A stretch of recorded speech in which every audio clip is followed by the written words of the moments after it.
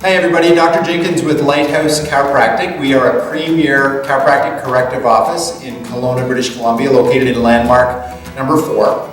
So this exercise is for someone who we've confirmed that there are postural abnormalities in the spine with an x-ray.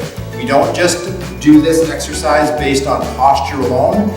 We need to see how their spine is doing with an x-ray. It's been marked, it's been diagnosed.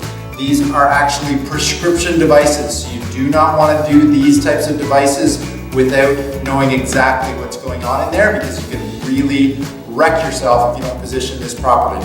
So what I'm going to go through is the proper position for the lumbar orthotic, how you do this at home. Obviously, if you're doing it in the office, we're there to monitor it, so there's no problems there, but this is for people that are doing it at home. So proper positioning, I'm going to have you bridge up, so just lift up here. Proper positioning is with the orthotic, this position, the tail goes down, and then come on down.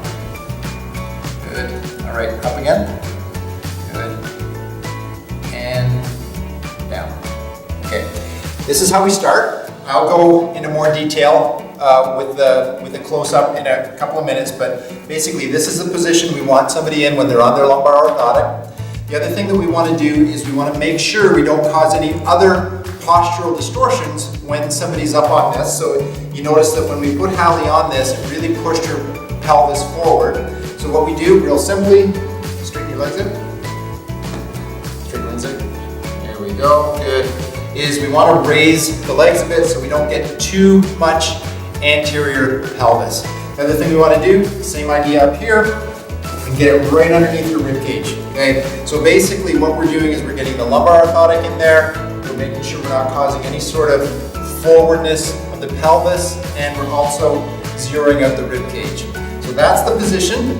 What I'm going to show you next is how to accurately identify where you're going to put that lumbar orthotic. Okay, so this is the close-up of the positioning for the lumbar orthotic. What you want to do is you want to identify the two big bumps here in the back of the pelvis, and that is where you want to have the apex or the top of this for the vast majority of people.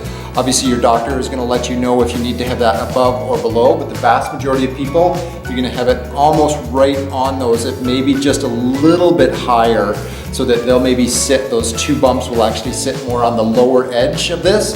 And the reason you want to do that is because L4 and L5, which are the lumbar vertebrae that we're actually dealing with to open up those discs, are right in between those two big bumps. So that's the proper placement when you're coming down on that lumbar orthotic. Remember, there's 3 different sizes. So Hallie, based on her height, would be on this size, the yellow size.